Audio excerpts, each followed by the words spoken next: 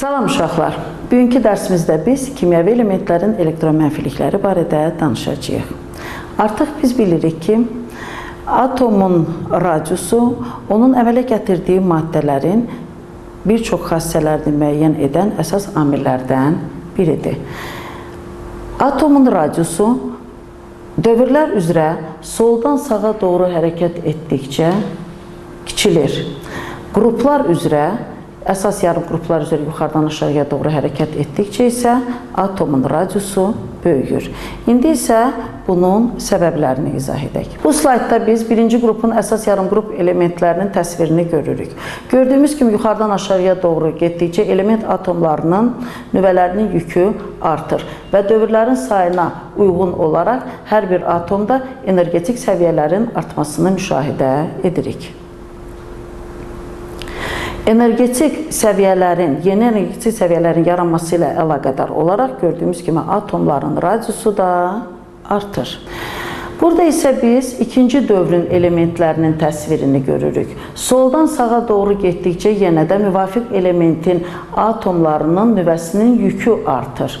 Nüvəsinin yükünün artması isə xarici energetik təbəqədə olan elektronların sayının artması deməkdir.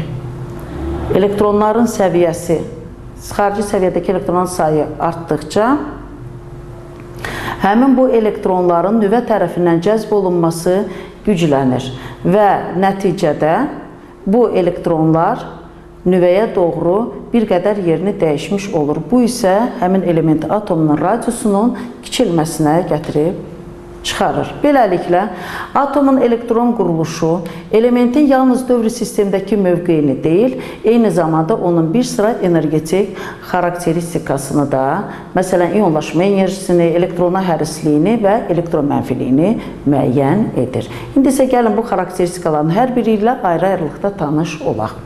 Neytral atomdan nüvəyə ən zəif birləşmiş elektronu qoparmaq üçün tələb olunan enerjiyə iyonlaşma enerjisi deyilir. İyonlaşma enerjisi I hərfi ilə işarə olunur, vahidi kilojol böl moldur.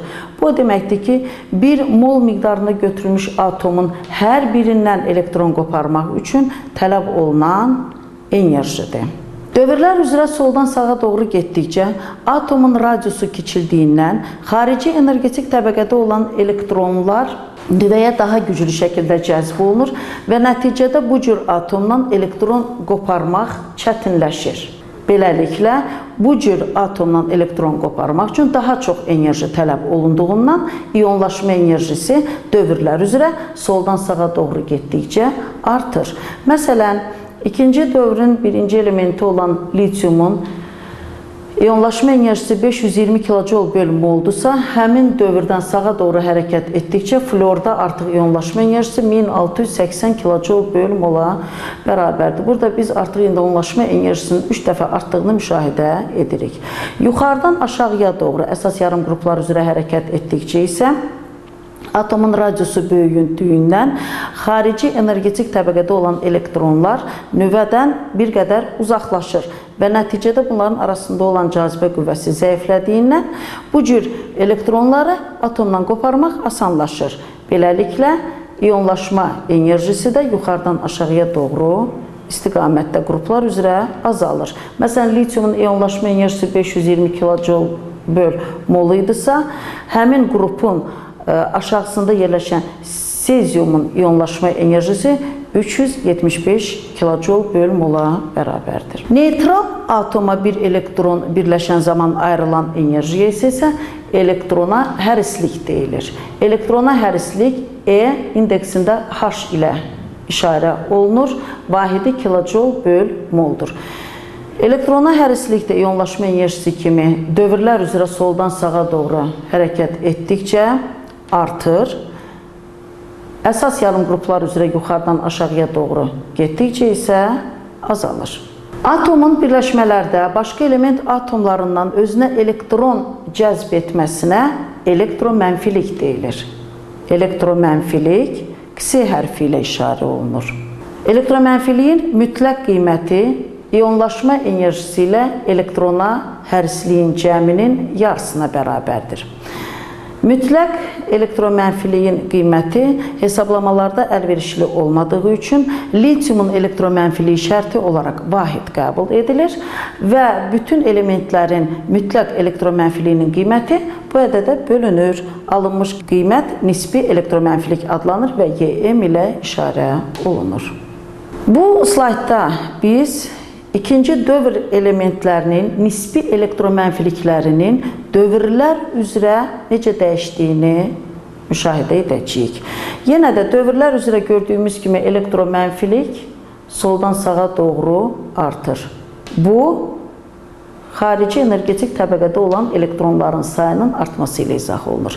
Nəticədə müvafiq şəkildə atomun radiusu da kiçilir. Atomun radiusu kiçildiyindən xarici energetik təbəqədə fırlanan elektronlar nüvə tərəfindən daha güclü cəzb olunur və bu cür atomun digər atomdan elektron çəkmə qabiliyyəti də güclənir.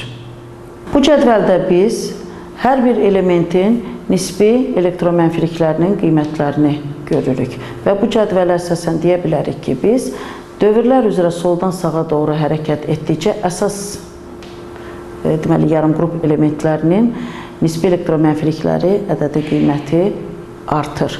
Qruplar üzrə isə yuxarıdan aşağıya doğru, yenə də əsas yarımqruplar üzrə hərəkət etdikcə, yenə də burada biz elementlərin nisbi elektromənfiliklərinin qiymətinin artdığını müşahidə edirik.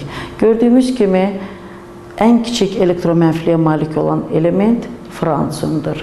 Ən yüksək elektromənfiliyə malik olan element isə fluordur. Ümumiyyətlə, elektromənfilik, nisbi elektromənfiliyin qiyməti 0 ilə 4 arasında dəyişir. Metallar üçün elektromənfilik 2-dən kiçik, qeyri-metallar üçün isə 2-dən böyükdür. Kimyəvi reaksiyalarda atomlar arasında kimyəvi rabitə əmələ gələn zaman elektronlar adətən elektromənfiliyi kiçik olan element atomundan elektromənfiliyi çox olan element atomuna doğru yerini ya dəyişir rabitə növündən asılı olaraq, ya da ümumiyyətlə həmin elektromənfiliyi yüksək olan atoma keçir. Gördüyümüz kimi, elektromənfilik ədədi qiymətcə qeyri-metallarda daha yüksək olur. Burada bu şəkildə biz qeyri-metal atomlarının elektromənfiliklərinin azalma sırasını görürük. Gördüyümüz kimi bu sıranın önündə yüksək elektromənfiliyə malik olan fluor, oksigen, azot və xlor elementləri durur. Fluorun elektromənfiliyi 4, oksigeninki 3,5, azot və xlorun elektromənfilikləri isə təqribən 3,5-ə bərabərdir. İndi isə öyrəndiyimiz bu materiallar əsasında bir tapşırığı icra eləməyə çalışaq. Tapşırıqda elementlərin dövr sistemindəki mövqeyinə əsasən verilmiş bu elementlərin elektromənfilikləri müqayisə edilməsi tələb olunur. Biz bilirik ki, artıq qeyri-metalların elektromənfilikləri metallara nisbətən yüksəkdir və eyni zamanda metal nə qədər dövr sisteminin aşağı hissəsində yerləşirsə, onun elektromənfiliyi daha kiçikdir. Yəni, bir sözlə, elementin dövr sistem cədvəlindəki mövqeyindən istifadə edərək bu tapşırığı bu şəkildə icra eləyə bilərik. İkinci bir tapşırığa baxaq. Bu tapşırıqda isə verilmiş elementləri elektromənfiliklərinin artması sırası ilə düzmək tələb olunur.